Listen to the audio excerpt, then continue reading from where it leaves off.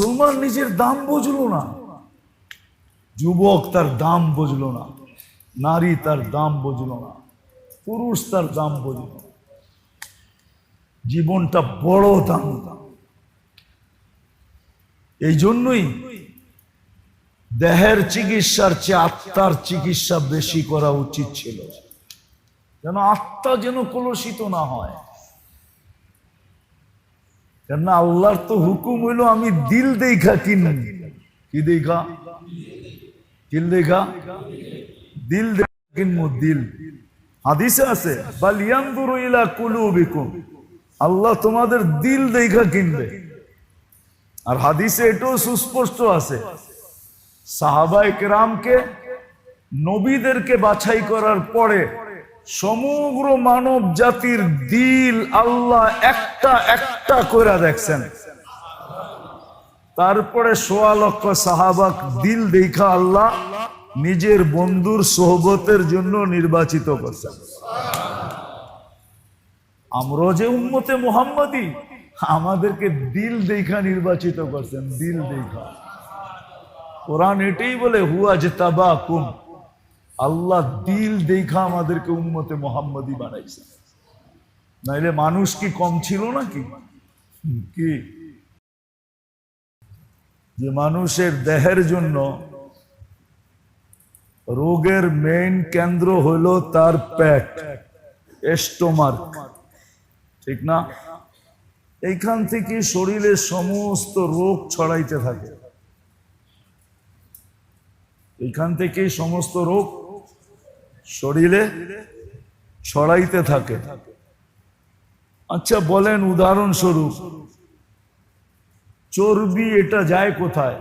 চর্বি যখন মানুষ খায়, ফ্যাট, ঠিক না?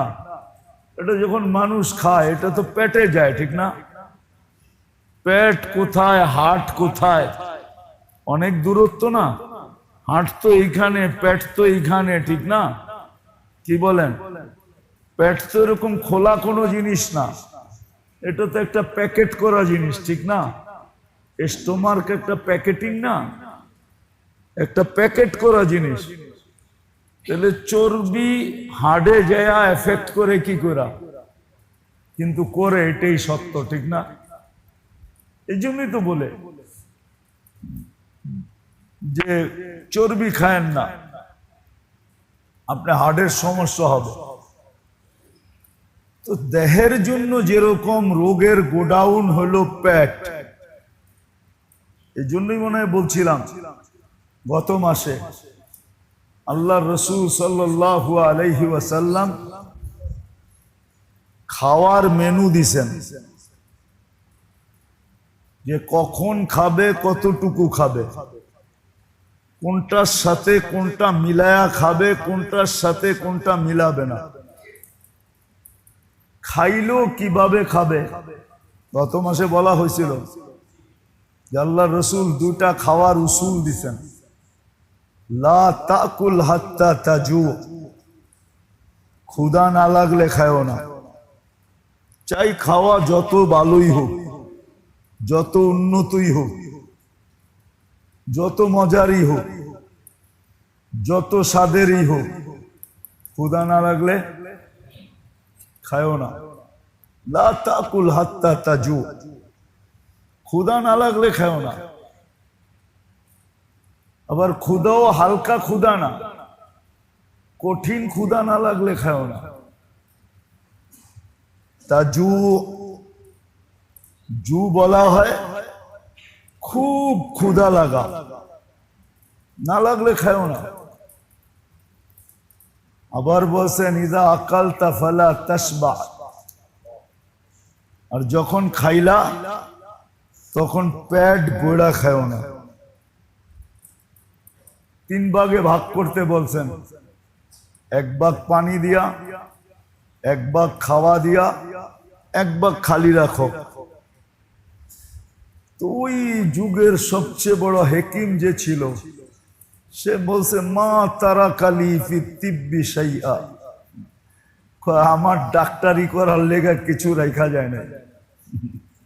মা তারা কালি ফি তিব্বি শাইআ, আমার ডাক্তারি করার জন্য কিচ্ছু রেখা যায় না। তো শারীরিক অসুখের রোগ, এটার জন্য যেরকম পেট, এটা হলো স্থল, এটা হলো জায়গা, ঠিক না, স্থান, এইখান থেকেই সমস্ত রোগ উৎপত্তি হয়। ঠিক আধ্যাত্মিক রোগের সবচেয়ে বড় স্থান হলো কলব। আধ্যাত্মিক রোগ দিল থেকে উৎপন্ন হয়, শারীরিক রোগ পেটের থেকে উৎপন্ন হয়। তো ওটার তরতিব শিখাইছেন যে তুমি যদি সুস্থ থাকতে চাও তাহলে তুমি কি করবে। এটা লম্বা, এটা ডাক্তারদের সাবজেক্ট, এটা আমার সাবজেক্ট না। কিন্তু তারপরও আমি যা বলার বলে দিলাম, আল্লাহর রসুল যা বলছে তা বলে দিছি।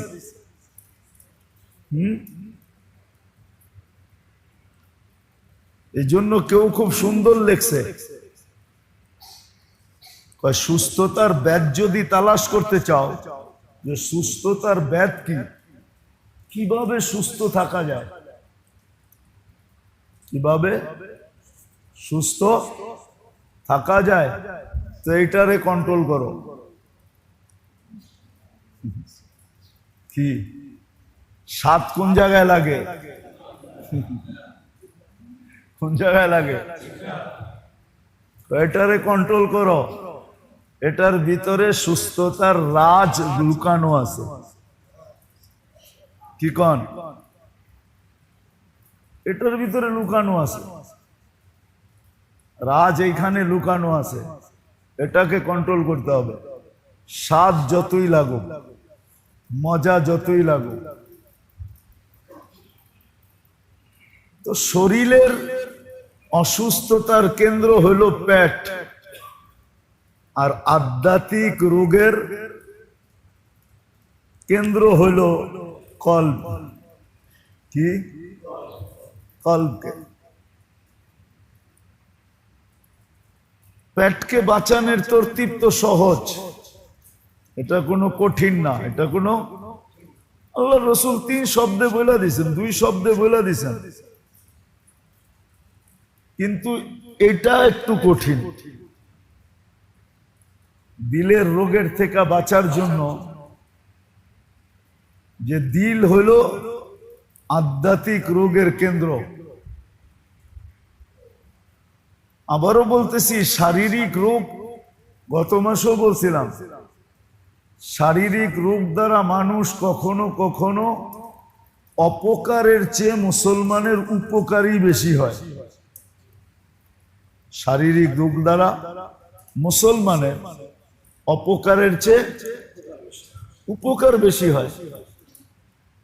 কেননা যারা শারীরিক রোগে আক্রান্ত, এরা অনেক সওয়াব আমল ছাড়া পাইতে থাকে। অনেক সওয়াব কি আমল ছাড়া পাইতে থাকে, বড় বড় গাট্টি পাইতে থাকে সওয়াবের। কিন্তু আধ্যাত্মিক রোগ, এখানে লাভের কিচ্ছু নাই, এটা পুরাটাই লস। আধ্যাত্মিক রোগ যার হলো, দিলের ভিতরে যে রোগ হলো, এটার দ্বারা মর্তবা বাড়ে না, কিন্তু শারীরিক রোগ দ্বারা কখনো মর্তবাও বাড়ে, বড় বড় মর্তবা বাড়ে। যেমন একটা দেখাই,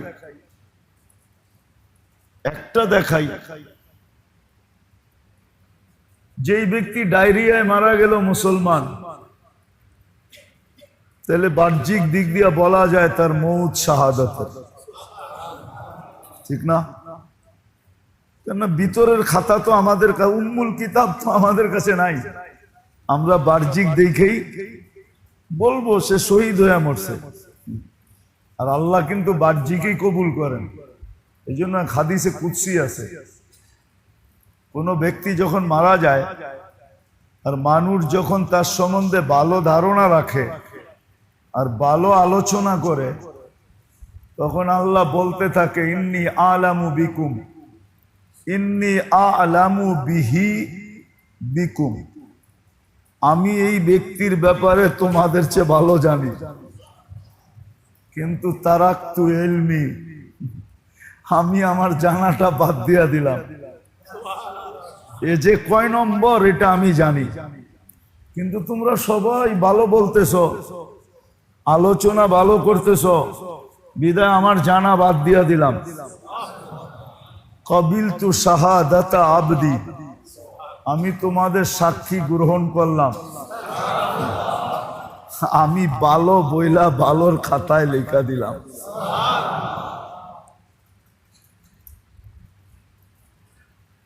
তো যেটা আবার বলতেছি ভালো মতে শুনতে হবে, ধ্যান দিয়া। শারীরিক রোগের উৎপত্তি স্থল হইল পেট, আর আধ্যাত্মিক রোগের উৎপত্তি স্থল হইল দিল, কল্ব।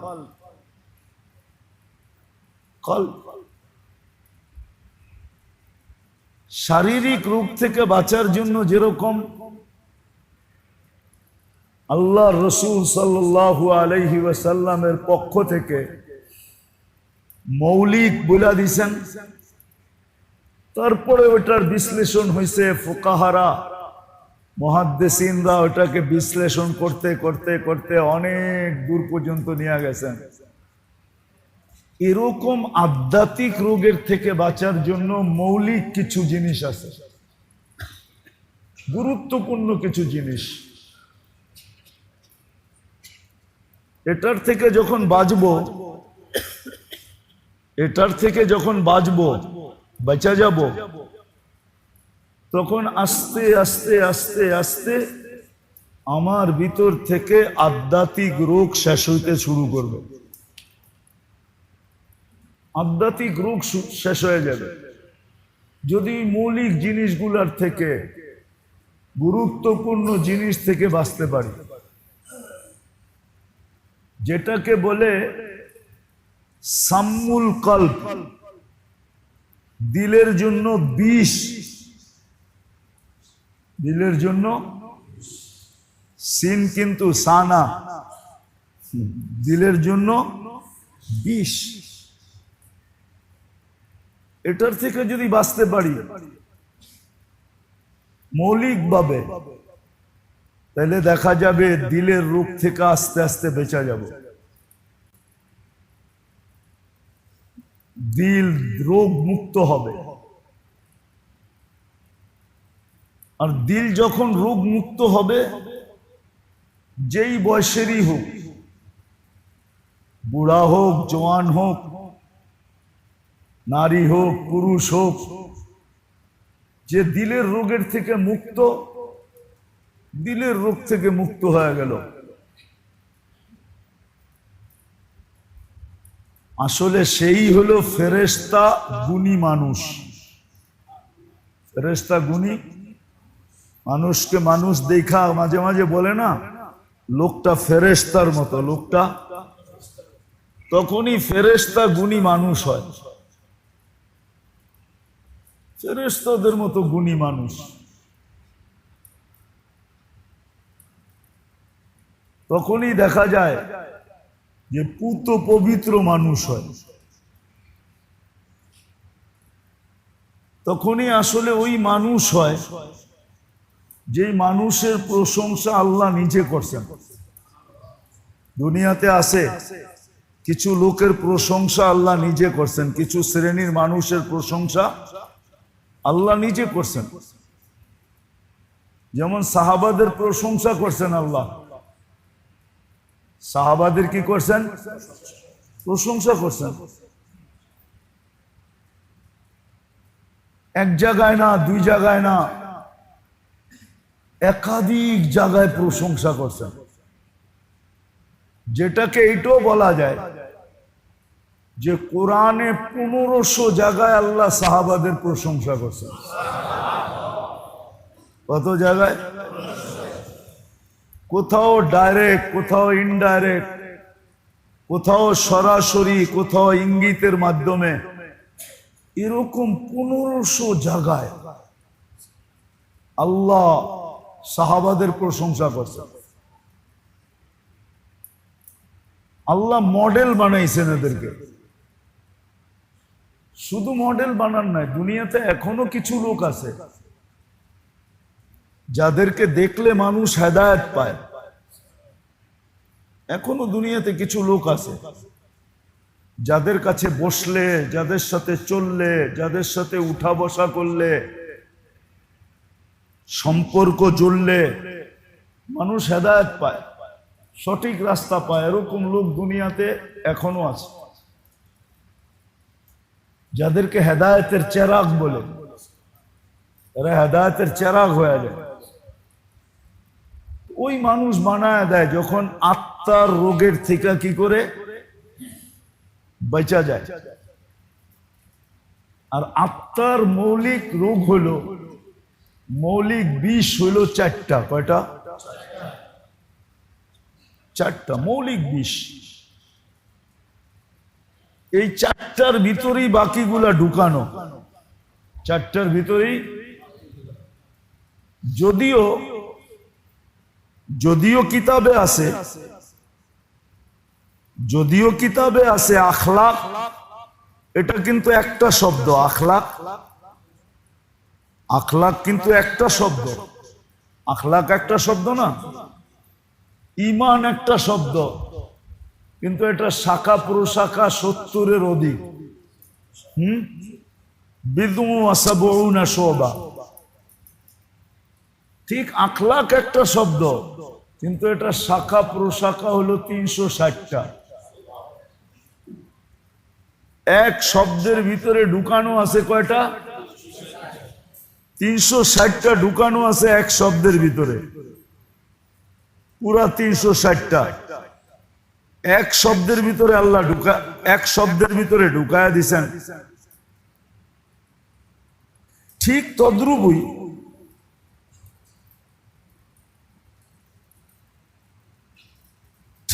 তদ্রুপই যেটা বুঝাইতে চাইতেছিলাম,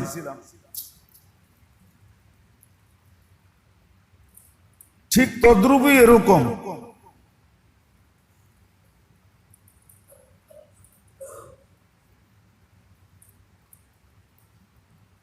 চারটার ভিতরে সবগুলা ঢুকানো আছে। সব ঢুকায় দিয়েছেন চারটার ভিতরে। মৌলিক হলো চারটা। আজকাল আমাদের সমাজে এটাই সবচেয়ে বেশি দেখা যায়। প্রথম নাম্বার হলো ফুজুলুল কালাম। ফুজুলুল, অনর্থক কথা বলা। এর জন্য হাদিসে নিষেধ আছে, কুল খায়রান ইল্লা লিয়াসমুত। কুল খায়রান ইল্লা লিয়াসমুত। মশহুর হাদিস, সহিহ হাদিস। ভালো বলতে পারলে বলো, নাইলে চুপ থাকো। আবার বলে দিছেন মান সামাতা নাজা। যে যত চুপ থাকবে তার বাঁচার আশঙ্কা তত বেশি, সে তত বেশি বেঁচে যাবে। তো মৌলিক যেটা আমি বলতেছিলাম, যে কলবের যে মৌলিক রোগ হলো, প্রথম হলো ফুজুলুল কালাম, অনর্থক কথা বলা। আজকে আমাদের সমাজে এটা বাঁচা বড় দুষ্কর, ঠিক না? বাচ্চা কিরকম সহজ? হ্যাঁ, এই জন্য আরেক হাদিসে আছে, কুল্লু কালাম ইবনা আদম আলাইহি লা লাহু ইল্লা সালাত। প্রত্যেক কথা তোমার বিরুদ্ধে যাবে, শুধু 3 ধরনের কথা তোমার পক্ষে যাবে, আর সব বিরুদ্ধে। যদি আল্লাহ ধরে তাহলে প্রত্যেকটা বিরুদ্ধে চলে যাবে। বড় ধ্যান দিয়া শুনি, কিন্তু জীবনটার মূল্য দিতে তো শিখি নাই। কেননা মূল্য জানিও নাই, দিতে শিখমু করতে কা। রাগ হয় না কেন? আমরা কিন্তু এই জীবনটার মূল্য দিতে শিখি নাই, মূল্য জানি না এই জীবনটার মূল্য কত। এক শব্দে আপনাকে বুঝাইলে বুঝানো যায়, এই জীবনটার বিনিময়েই কিন্তু সারা জীবনের জন্য জান্নাত দিবে। জান্নাত রেডি, জান্নাত দিবে রেডি। শুধু রেডি জান্নাত না, যখন যা চাবে তা পাবে। মা তাস্তাহি, মনে যত ইচ্ছা আসবে, সব চাহিদা আসবে, যেটাকে চাহাত বলে উর্দুতে, সমস্ত চাহাত পুরা করবে আল্লাহ।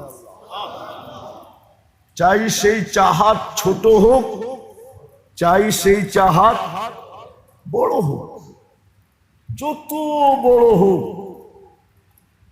যত বড়, আল্লাহ সমস্ত চাহাত পুরা করবে।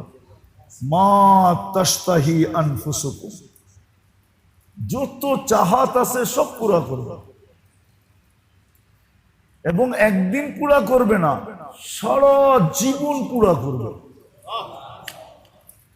সারা জীবন পুরা করবে।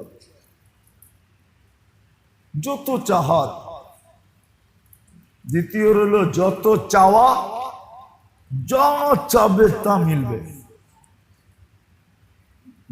চাহাতও পুরা হবে, আবার চাওয়াও পুরা, চাহিদাও পুরা হবে, আবার চাওয়াও পুরা হবে। ওই জান্নাত কিন্তু এই জীবনটার বিনিময়ে দিবে, এই ছোট একটা জীবনের বিনিময়ে দিবে। 2000-4000 স্কোয়ার ফিটের একটা ফ্ল্যাট না, হ্যাঁ, যে 4000 স্কোয়ার ফিটের ফ্ল্যাট, 20 একর 30 একরের একটা বাড়ি না, এই দুনিয়ার থেকে 10 গুণ বড় বাড়ি। শুধু বাড়ি দিবে না, বাগান বাড়ি দিবে। বাগান বাড়ি বোঝেন? একটা হলো বাড়ি আর একটা হলো কি বাগান। মনে হয় বোঝেন না, বুঝছেন? বাগান বাড়ি বোঝেন? হ্যাঁ, সব সহ দিবে, বাড়িও দিবে, বাগান বাড়িও দিবে। ওটা এই জীবনটার বিনিময়ে দিবে। 60-70 বছর জীবনের বিনিময়। 60-70 বছর কেন, কয়েক মিনিটের জীবনের বিনিময় দিবে। আমি হাদিস থেকে উদাহরণ দিই। যুদ্ধের ময়দানে মুসলমান হয়েছে,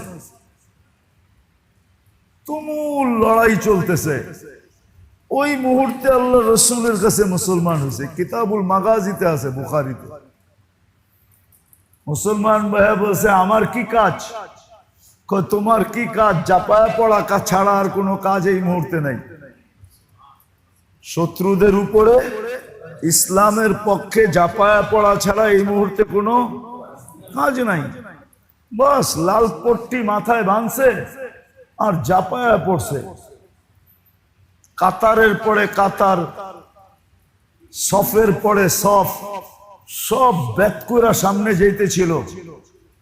আর সাহাবা তাক করে দেখতেছিল যে এটাকে, একে তো আমরা চিনি না, একে কতক্ষণ পরে শহীদ হয়ে গেছে।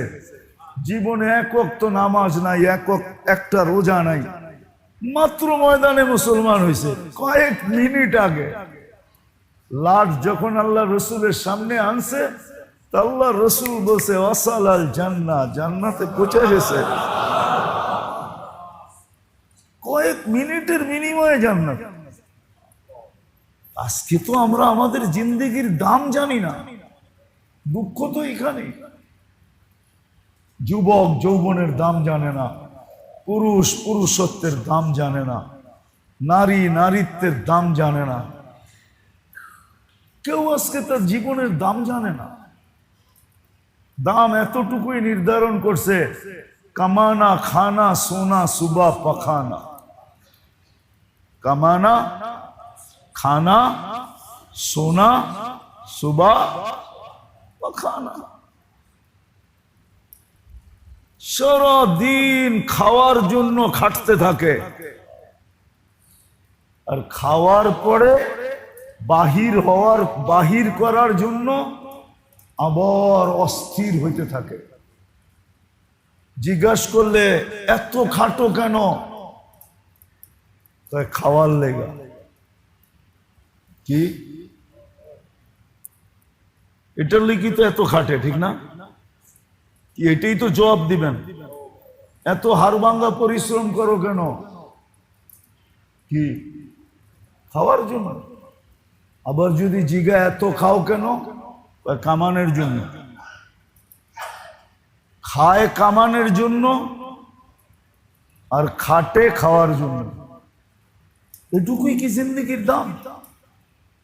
রাগ হয় না কিন্তু, একটু নিজেকে প্রশ্ন করেন না যে আমার জীবনটার দাম কি এটাই? যুবকের যৌবনের দাম এটাই? নারীর নারীত্বের দাম এটাই? যে পাকানা সাজনা সাজানা, মনে হয় বোঝেন না, উর্দু বোঝেন? পাকানা সাজনা সাজানা, নিজে সাজবো আর ঘরের সাজাইব, পাকাইব। খানা সোনা সুবা পাখানা, এটাই কি জীবন? জীবনের দাম আছে মেরে দোস্ত। আল্লাহ রসুল এসে আমাদের জিন্দগির দাম বুঝাইছে।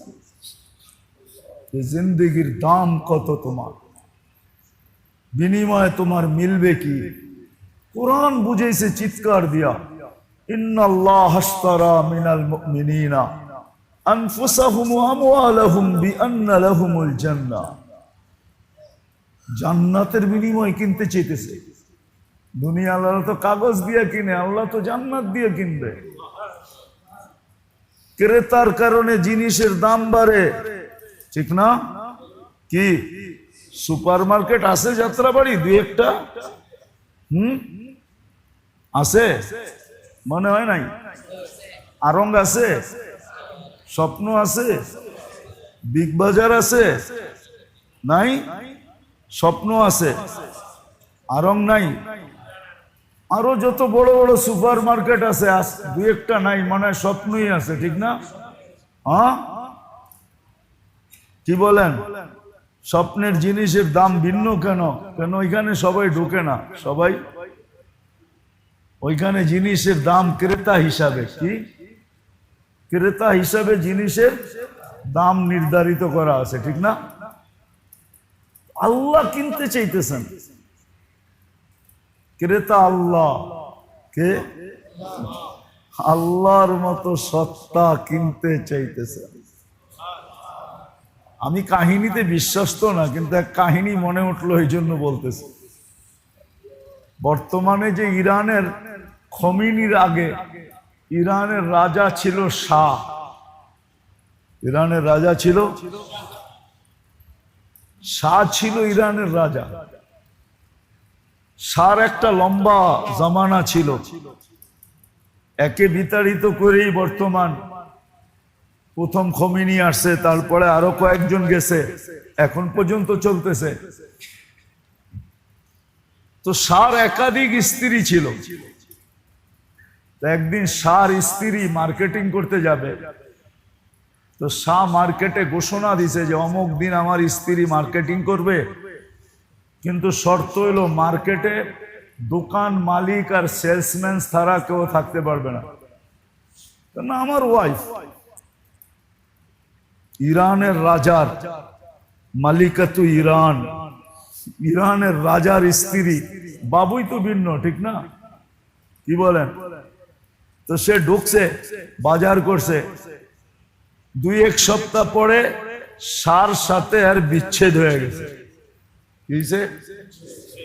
ডিভোর্স হয়ে গেছে ওই মহিলারই। তো আবার মাসখানিক পরে ওই মহিলা ওই মার্কেটেই ঢুকছে। এখন কি রানী হিসাবে ঢুকছে না পাবলিক হিসাবে ঢুকছে? যখন পাবলিক হিসাবে ঢুকছে, তো এখানে এক কবি ছিল, তো সে দেখা ওই সময় কলম হাতে নিয়ে লিখতেছে, মালিকাতু ইরান দুফিনাত ফি তুরাবিন নিসিয়ান। ইরানের রানী বুলের মাটিতে দাফন হয়ে গেছে। এক সপ্তাহ আগেই তো রানী হিসাবে আসছে, পুরা মার্কেট খালি ছিল, উনি একা মার্কেটিং করছে রানী হিসাবে। ডিভোর্স হইতে দেরি, ভ্যালু কমতে দেরি হয় না। আল্লাহ আমাদেরকে কিনতে চাইতেছেন, আমাদের ভ্যালু কতটুকু পাবে। আল্লাহ কিন্তু কিনতে চাইতেছেন। আফসোস তো এইখানে যে মুসলমান নিজের দাম বুঝলো না, যুবক তার দাম বুঝলো না, নারী তার দাম বুঝলো না, পুরুষ তার দাম বুঝলো না।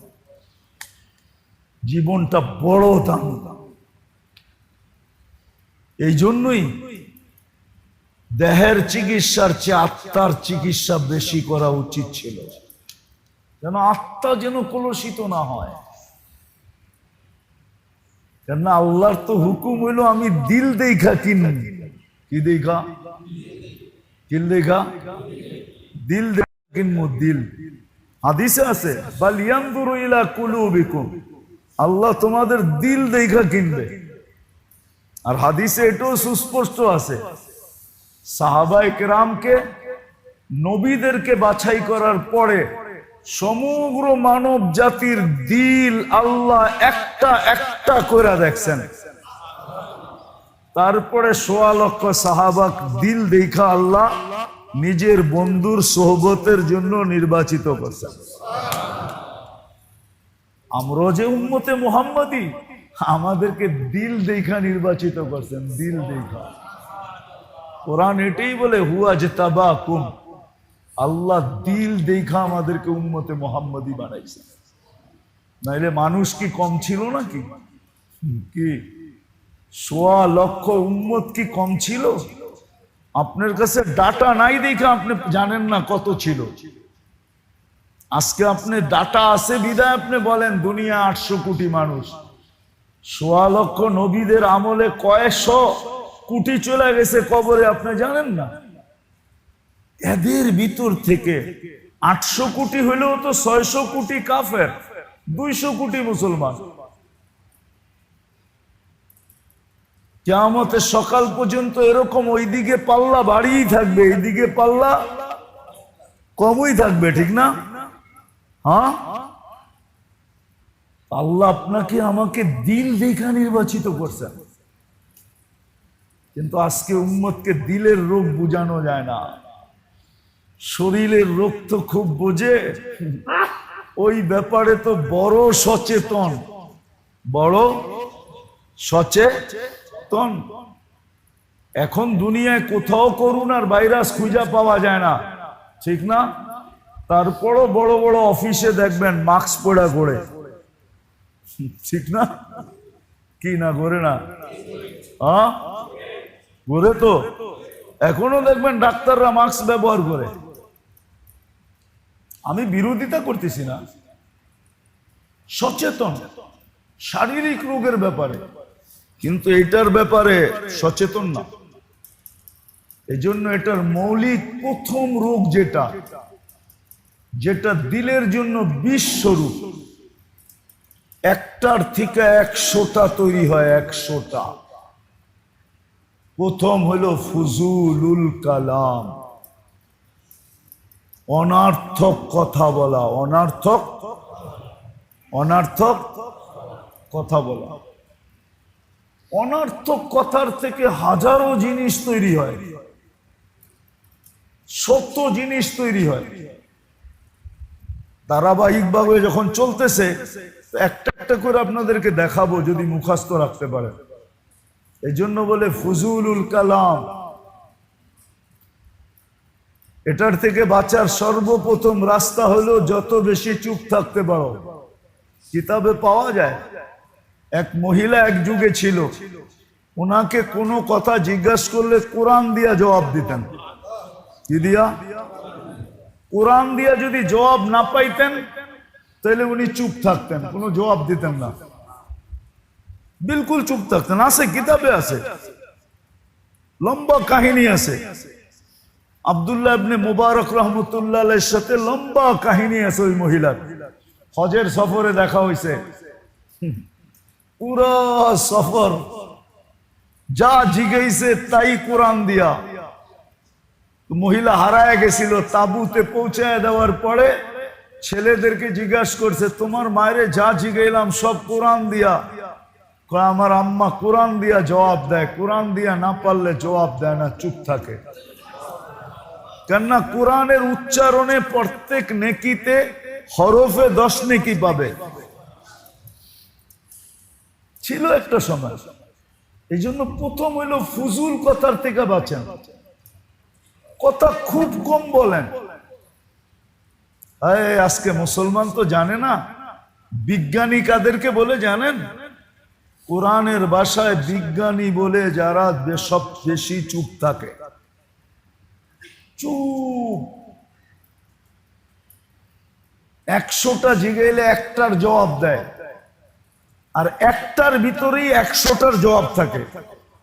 এক জবাবের ভিতরে 100টার জবাব থাকে। আমাদের হযরত এনামুল হাসান সাহেব রহমতুল্লাহ আলাই, উনি এই সিফতের মানুষ ছিলেন। উনারে সারাদিন জিগাইলে উনি জবাব দিতেন না, যখন দিতেন একটা জবাব দিতেন, সারা দিনের প্রশ্নের জবাব একটার ভিতরে হয়ে যেত। এরকম সিফতের মানুষ ছিলেন। তো প্রথম বিষ হইল দিলের জন্য, আত্মার জন্য ফুজুলুল কালাম, অনার্থক কথা বলা। অনার্থক কথার থেকে বাঁচা। এই জন্য হাদিস বলছে, কুল খায়রান ইল্লা লিয়াসমুত, মান কানা ইউমিনু বিল্লাহি ওয়াল ইয়াউমিল আখির ফালিয়াকুল খায়রান ইল্লা লিয়াসমুত। যে আল্লাহর আখিরাতকে বিশ্বাস করে সে যখন বলে ভালো বলে, নাইলে যেন চুপ থাকে। বলছে ভালো কি? 3টা ভালো, এর বাহিরে একটাও ভালো না। আমর বিল মারুফ নাহি আনিল মুনকার যিকরুল্লাহ, সৎ কাজের আদেশ, অসৎ কাজের নিষেধ, আরেকটা হলো আল্লাহর জিকির। এই 3টা আপনার পক্ষে যাবে, বিরুদ্ধে যাবে না। বাকি সব বিরুদ্ধে যাবে। এই জন্য মেরে দোস্ত, আবার 1 মাস পরে আপনাদের সাথে দেখা হবে। জানি না ওটা কয় তারিখে পড়বে, কেননা আমি 4 তারিখে হজে চলে যাব। জানি না ওইটা কয় তারিখে পড়ে। দেখি আগামী মাসে শেষ রবিবার কবে হয়। ওটা 30 তারিখ ইনশাআল্লাহ, যদি দেশে থাকি। 26 তারিখে চলে আসবো ইনশাআল্লাহ, যদি আল্লাহ সুস্থ রাখে বা হায়াত রাখে। দোয়াও চাইতেছি, আমিও আপনাদের জন্য দোয়া করব, আপনারাও আমার জন্য দোয়া করেন। আয়সা আবার একটু বাহিরের সফর যদি না হয়, তাহলে আগামী মাসে 30 তারিখে, জুনের 30 তারিখে হলো শেষ রবিবার। 5টা রবিবার হবে তো আগামী মাসে, 4টা না 5টা রবিবার। 2 তারিখ, 9 তারিখ, 16 তারিখ, 23 তারিখ, 30 তারিখ। তো 30 তারিখে আবার ইসলাহি প্রোগ্রাম হবে, যদি আল্লাহ বাঁচায় রাখে। আজকে যেটা বলতেছিলাম, যদি আলী রাদিয়াল্লাহু তাআলা আনহুর কওল হলো, যেই ব্যক্তি দিলের দাম জানে না, ওর কাছে ওর জিন্দেগির কোনো দাম নাই। দিলের দাম যার কাছে নাই, আত্মার দাম যার কাছে নাই, ওর জিন্দেগির দাম ওর কাছে। এটা আলী রাদিয়াল্লাহু তাআলা আনহুর ফতোয়া, আমার না। এই জন্য মেরে দোস্ত, আমাদের জিন্দেগির বড় দাম, আত্মার বড় দাম। যদি কেউ ভাবেন যে জীবন তো শেষ সীমানায় চলে আসছি, বয়স হয়ে গেছে, সবই তো উল্টা কাটায়া দিছি, না, এই উম্মতকে আল্লাহ পাক, এই উম্মতকে আল্লাহ বড় সুযোগ দিছেন, বড় সুযোগ দিছেন। এই উম্মত আল্লাহর বড় লাডলা উম্মত। লাডলা, লাডলা বোঝেন? লাড বোঝেন না কি? বড় মোহব্বতের উম্মত। মোহব্বতের উপর হইলো লাড। লাড, লাড বোঝেন? আমার তো আছেই একটা, আমার তো। কারো যদি সন্তান একটাই থাকে, তো ওটা কি হয়? মোহব্বতের হয় না কি হয়? আরে না মিয়া, মোহব্বতের ঊর্ধ্বে হয়। কেননা আসেই তো একটা, আসেই তো, এটা মহব্বতের ঊর্ধ্বে, এটারে বলে লাডলা, এটারে কয় লাড। কি শুধু মহব্বত না, এনে তো একটাই। কয়টা? কি বাংলা একটা প্রবাদ বাক্য আছে, ময়রা বাইচা যেটা থাকে ওইটা হইলো জন, আর খায়া লইয়া যেটা থাকে ওইটা হইলো ধন, ঠিক না? তা এখন একজনের আছে সন্তান কয়টা? হ্যাঁ, তাইলে 10টা থাকলে যেই ভালোবাসা 10 জনের জন্য হইতো, এখন পুরাটা কয়জনের জন্য? আপনি এটারে ভালোবাসা কোন কি কইরা বলেন? আমারে গ্রামার দিয়া বুঝান তো। উর্দুতে বলছে এটাকে লাডলা। সব ভালোবাসা যেখানে আইসা কিছে জমা হইছে, এটা হলো লাডওয়ালা। তো বাপেও কয়, মায়েও কয়, আমার তো একটাই, আমার তো সবই তো, সবই তো। আল্লাহ যেন কয়, আমার তো উম্মত একটাই, উম্মতে মুহাম্মাদি। উম্মতে মানে আমি বুঝাইতে পারি না আপনাদের, এই জন্য এটা লাডলা উম্মত। এই জন্যই তো আল্লাহ বলে এটা খায়রে উম্মত। কি খায়ের উম্মত? সব খায়ের আয়া এখানে জমা হয়েছে, এখানে তো একটাই। কয়টা? কয়টা? এরপরে আর কেউ নাই।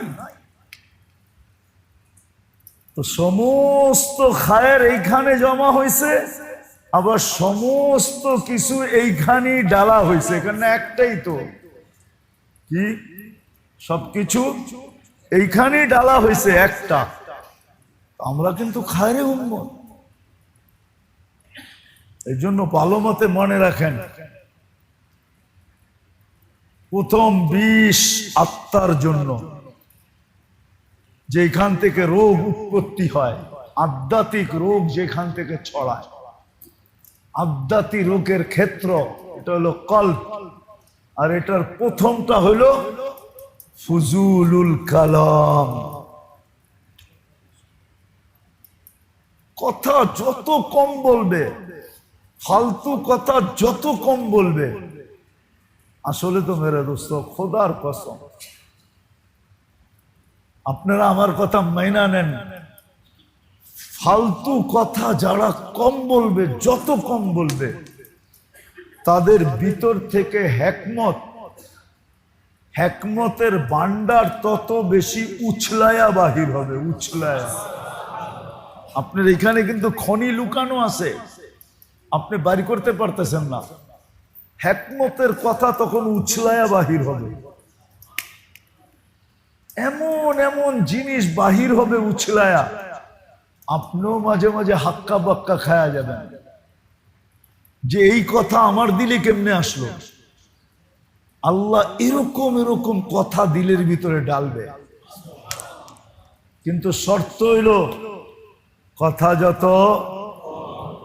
কথা যত প্রয়োজন ছাড়া কোনো কথা না বলা, একান্ত প্রয়োজন না হইলে না বলা, একান্ত প্রয়োজন হইলে এতটুক বলা, এতটুক বলা যতটুক না বললে নয়, যতটুক না বললে নয়, অতটুক বলবো, অতটুক বলবো, এর বেশি না। ফুজুলুল কালাম, এটার থেকে বেঁচে থাকা, যে ফুজুলুল কালাম থেকে বেঁচে থাকো। যত কথা কম তত বেশি হিকমতওয়ালা হবে, তত বেশি আল্লাহ তার ভিতরে হিকমত ডালবে, এটাই আল্লাহর ওয়াদা। যত বেশি কথা কম বলবে। 1 নম্বর হলো ফুজুলুল কালাম। কি পারবেন এটা করতে? হ্যাঁ, 3 কথা খুব বেশি বলেন, যত বলতে পারেন, যত। আমরু বিল মারুফ, সৎ কাজের আদেশ, অসৎ কাজের নিষেধ। জিকির যত করতে পারেন করেন। আর এই মাসটা কিন্তু ওই মাসেই, এই মাসটা 3টা মাস একাধারে, জিকাদা, জিলহজ্জা, মুহররম, এই 3টা মাস কিন্তু একাধারে 3টা মাস। আশুরুল হুরুমের ভিতরে এই 3 মাস একাধারে, জিকাদা, জিলহজ্জা, মুহররম। আল্লাহ হুকুম করছেন এই 3 মাসে তোমরা গুনাহ করো না, ফালা তুযালিমু ফিহিন্না আনফুসাকুম। এই 3 মাসে তোমরা তোমাদের উপরে জুলুম করো না, গুনার কাছে যেও না। এই 3 মাস বড় জিকিরের মাস, যত বেশি জিকির করা যায়। এই 3 মাসের ভিতরে এরকম এরকম জিনিস ঘটছে, 3 মাসের ভিতরে এরকম জিনিস ঘটছে যেটা খুলতে গেলে অনেক লম্বা সময় চলে যাবে। আমি খালি 3টা দেখাবো আপনাদেরকে। এই মাসের ভিতরে ইসমাইল আলাইহিস সালাম এতাআত ঘটছে। জগতের ভিতরে, এই দুনিয়ার ভিতরে এতাআত, আল্লাহকে মানার যে একটা দৃষ্টান্ত, এই দৃষ্টান্তটা এই মাসে ঘটছে। সেটা ইসমাইল আলাইহিস সালামের মাধ্যমে ঘটছে। ইসমাইল আলাইহিস সালাম আল্লাহকে কিভাবে মানতে হয় এটা দেখায় দিয়েছেন, মানা দেখাইছেন দুনিয়াকে, এতাআত দেখাইছেন। 6 বছর ছেলে কামাল করে দিছে, মাত্র 6-7 বছরের। বাপেরে বলতেছে, ইয়া আবা তিফাল মা তুমার সাতাজিদুনি ইনশাআল্লাহু সাবিরিন। আমি দুনিয়াকে মাইনা দেখায় দিব, যা হুকুম তা পুরা করেন। বাপ কাঁপতেছে, কেমনে কলিজার টুকরার উপরে ছুরি চালামু, কিন্তু যার উপরে ছুরি চলবে তার দিল কাঁপতেছে না, সে তো খুশিতে নাচতেছে। ইসমাইল আলাইহিস সালাম, ইব্রাহিম আলাইহিস সালাম বলতেছে, এত খুশি কেন?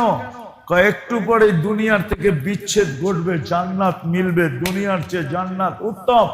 একটু পরে তোমার আর আম্মার থেকে বিচ্ছেদ ঘটবে, আল্লাহ মিলবে, তোমাদের দুইজনের থেকে আল্লাহ উত্তম।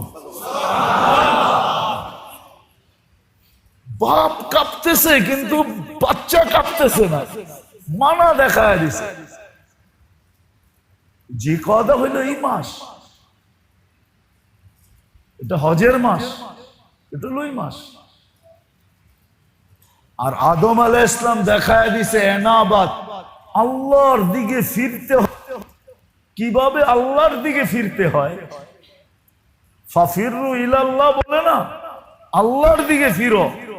কিভাবে ফিরতে হয় এটা আদম আলাইহিস সালাম দেখায় দিছে আরাফার ময়দানে, যে আল্লাহ ওনার তওবাকে কবুল করছেন, দুইজনকে মিলায়া দিছেন, এটা দেখায় দিছেন। আর মুজদালিফায় আমাদের নবীজি সবচেয়ে বড়টা দেখায় দিছেন, যে আল্লাহরে কেমনে মানাইতে হয়। তো মুজদালিফায় এসা সব দোয়া কবুল হইছে। আল্লাহ রাসূল খুশিতে কান্নার ভিতরে হাইসা উঠছেন। সাহাবা জিজ্ঞাসা করছেন, হাসেন কেন? তো বলছে, আমার সব দোয়া কবুল হয়েছে, আল্লাহকে মানায়া ফেলছি। উম্মতের জালেমরও মাফ করে দিছে, মজলুমরও মাফ করে দিছে। এই কথা শয়তান যাই না মাটি যে মারতেছে, আমি দেখতেছি মাথায় মাটি মারতেছে, ওর কান্না আর বিলাপ আর ওর দুরবস্থা দেখে আমি হাসি ধরে রাখতে পারতেছি না, এই জন্য আমি হাসতেছি। যে শয়তান তো আসলেই শয়তান হয়, করে কি? আল্লাহকে কেমনে মানাইতে হয় এটা মুজদালিফায় আল্লাহর রাসূল দেখায় দিয়েছে, আল্লাহকে কেমনে মানায় নিতে হয়। কেমনে আল্লাহকে মানানো বোঝেন তো? আল্লাহকে কেমনে রাজি করতে হয়। আরেকটা শব্দ উলামা আছে, নাইলে বলে দিতাম, এটা বললে খুব তাড়াতাড়ি বুঝতেন। হ্যাঁ আছে না? সন্তান, অনেক সন্তান আছে চালাক খুব, ঠিক না? কেমনে কেমনে জানি বাপের পটায় হালায়, সব লয়ে লয়, ঠিক না? বাকি ভাই বোন কেউ পারে না, ও জানি কেমনে কেমনে পটায়া সব লয়ে লয়, ঠিক না? হুজুররা না থাকলে আমি এই শব্দই বলতে বইলা ফেলতাম, যে আল্লাহরে কেমনে পটায়া পক্ষে লওয়া যায়।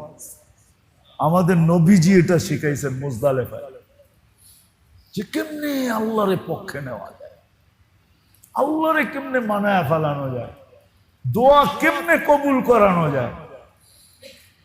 বলবেন আমরা তো এইখানে থাকবো না, আপনি এইখানে থেকেও পারবেন, এইখানে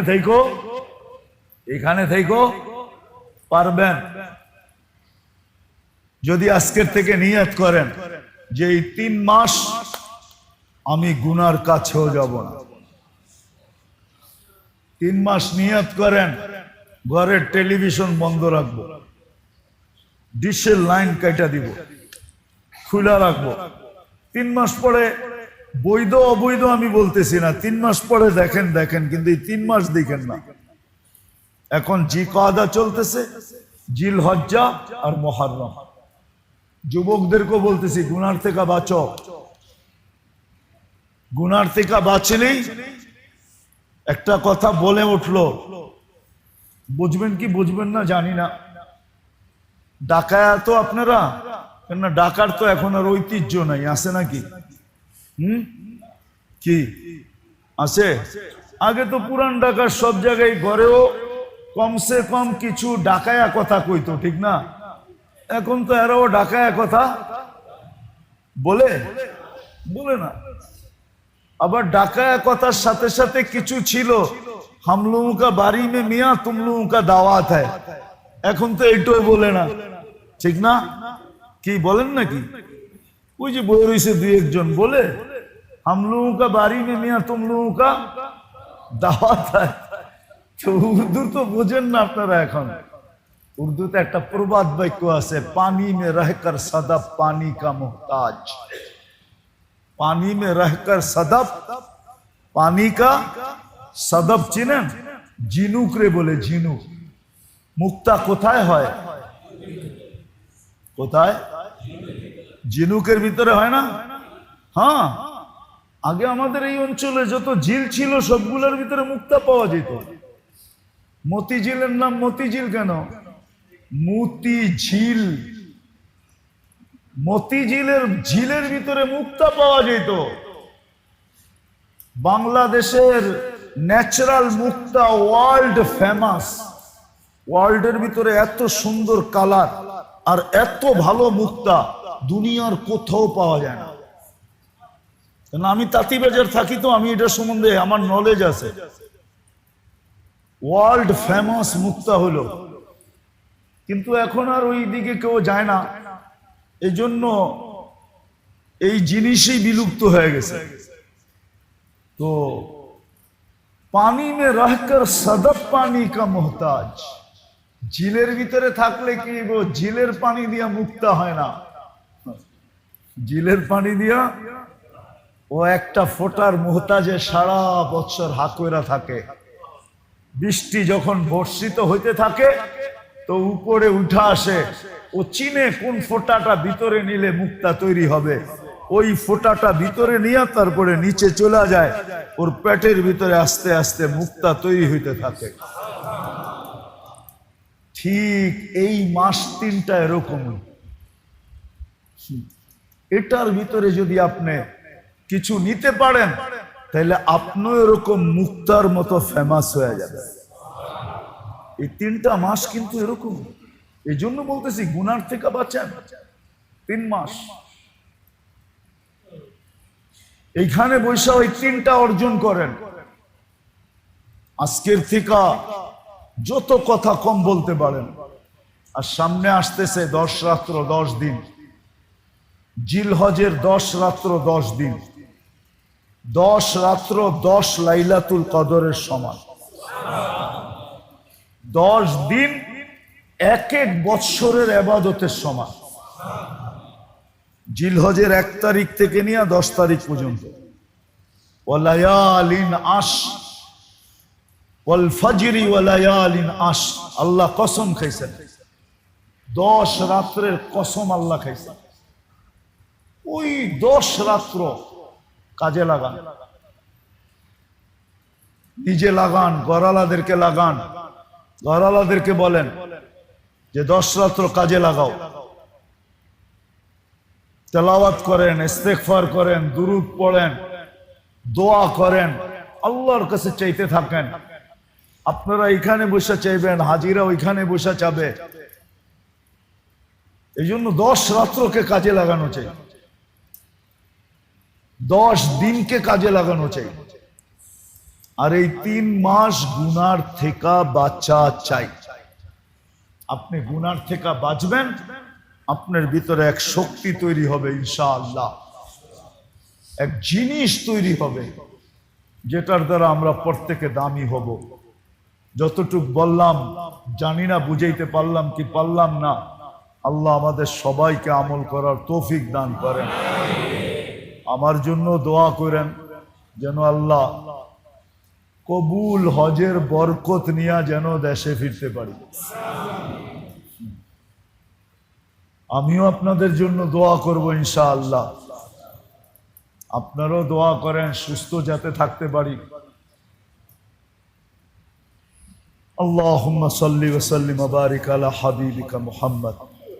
আল্লাহুম্মা লাকাল হামদু কামা ইয়ানবাগি লিজালালি ওয়াজহিকা ওয়া আযীমি সুলতান। ইয়া আউওয়ালাল আউওয়ালিন ইয়া আখিরাল আখিরিন ইয়া যাল কুওয়াতিল মাতিন ইয়া রাহিমাল মাসাকিন ইয়া হান্নান ইয়া মান্নান ইয়া জাওয়াদ ইয়া কারীম ইয়া দায়ান ইয়া আল্লাহ ইয়া আল্লাহ ইয়া আল্লাহ ইয়া আল্লাহ ইয়া আল্লাহ ইয়া আল্লাহ।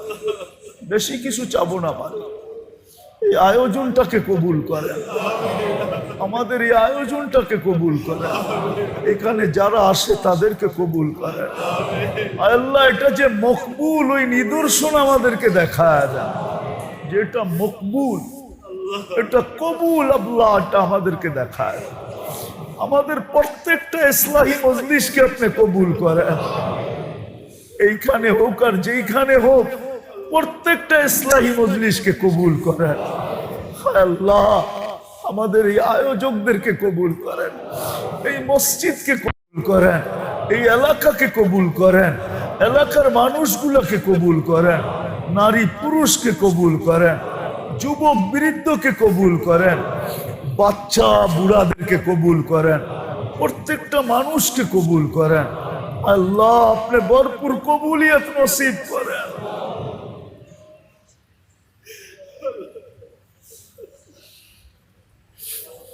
এই মজলিসকে রুহের খোরাক হিসাবে কবুল করেন, এই মজলিসকে রুহের খোরাক হিসাবে কবুল করেন, জিন্দেগির কালার হিসাবে কবুল করেন, জিন্দেগির পরিবর্তন হিসাবে কবুল করেন।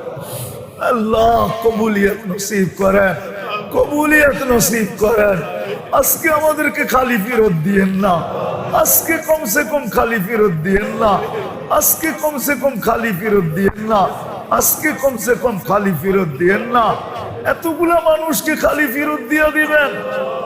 আরো আপনার ঘরে বসে হাত তুলছে, সাদা দাড়িও তো আছে, কালা দাড়িও তো আছে, যুবকও তো আছে, বৃদ্ধও তো আছে, তোলাবাও তো আছে, ওলামাও তো আছে। জানি না বাহিরে আওয়াজ যায় কিনা, মা বোনরা ঘরের ভিতরে হাত উঠায় বসা আছে কিনা জানি না। আয় আল্লাহ এরাও তো আছে। আজকে আমাদেরকে কবুলিয়ত ছাড়া ফেরত দিয়েন না। দুনিয়ার কেউ নিজের ঘরের থেকে খালি মুখ ফেরত দেয় না। হায় আল্লাহ আপনি তো সবচেয়ে বড় গায়্যুর, আপনি তো সবচেয়ে বড় গায়রতওয়ালা, আপনার চেয়ে বড় গায়্যুর তো কেউ নাই, আপনার চেয়ে বড় আত্মমর্যাদাশীল তো কেউ নাই। আপনি আমাদেরকে খালি হাতে ফেরত দিবেন কি করে? আমাদেরকে কবুলিয়ত নসিব করেন। যার যে পেরেশানি আছে দূর করে দেন, প্রয়োজন আছে মিটায়া দেন, অসুস্থ আছে শেফায়ে কামেলা আজেলা দায়েমা মুস্তামিররা নসিব করেন। জটিল রোগে যারা আক্রান্ত আল্লাহ, ব্যয়বহুল রোগে যারা আক্রান্ত, অপরিচিত রোগে যারা আক্রান্ত, আয় আল্লাহ আমাদের অনেক ভাই দরখাস্ত করছে। আয় আল্লাহ, আয় আল্লাহ, আয় আল্লাহ, আয় আল্লাহ, আয় আল্লাহ আমাদের এক ভাই সন্তান এখনো কথা বলে না। আল্লাহ তার মুখে কথা ফুটায় দেন, আল্লাহ কথাকে ফুটায় দেন। আজকে আমাদের দোয়া কবুল করেন, আজকে আমাদের দোয়া কবুল করেন। আজকে আমাদের দোয়া কবুল করেন, আজকে আমাদের দোয়া কবুল করেন। আল্লাহ এই মহল্লা না, এই মজলিসে যারা আছে এদের সাথে এদের আত্মীয় স্বজন যে যেখানে ঘুমায়া আছে, মাটির নিচে যেখানে শুয়ে আছে, পুরো উম্মতে মুহাম্মদী যেখানে ঘুমায়া আছে, ইনসান হোক আর জিন্নাত হোক, আল্লাহ সবাইকে মাফ করে দেন, আল্লাহ সবাইকে মাফ করে দেন। আমাদের মা বাবাকে মাফ করে দেন, আমাদের মা বাবাকে মাফ করে দেন, ভাই ব্রাদারকে মাফ করে দেন, আপনজন যারা কবরে চলে গেছে মাফ করে দেন। আল্লাহ ফিলিস্তিনকে জয় যুক্ত করে দেন।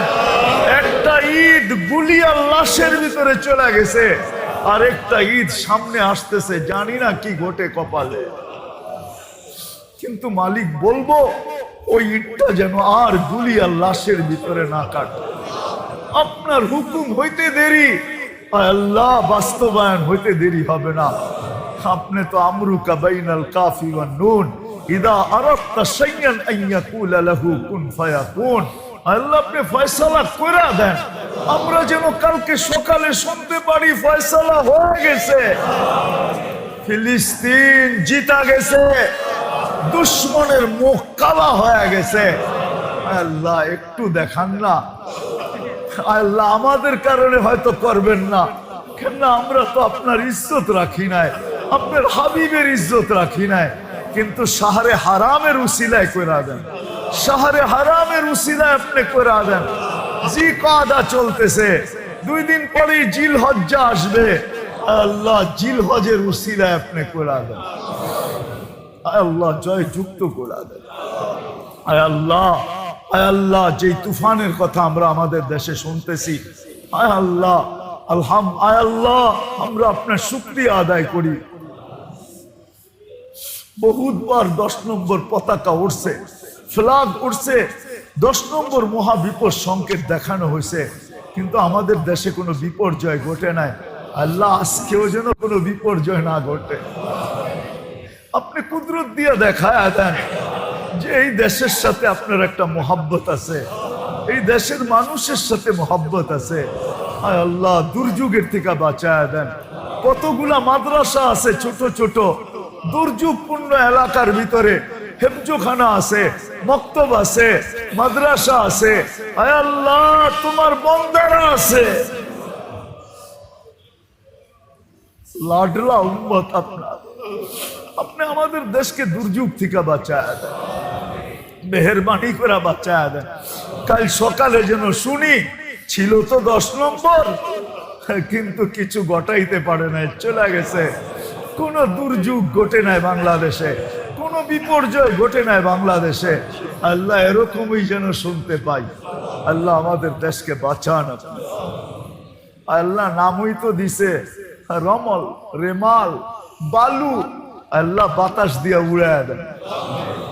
নামই তো বালু, নামই তো বালুর কণা, এটা দিয়ে আবার কি দুর্যোগ হবে?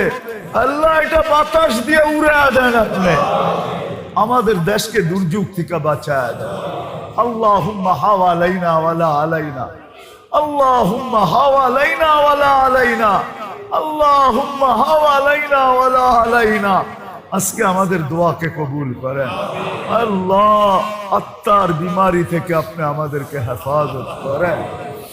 যা শুনলাম এর উপরে আমল করার তৌফিক নসিব করেন। ওয়াসাল্লাল্লাহু তাআলা আলা খায়রি খালকি মুহাম্মাদি ওয়া আলিহি ওয়া সাহবিহি আজমাইন বিরহমাতিকা ইয়া আরহামার রাহিমিন।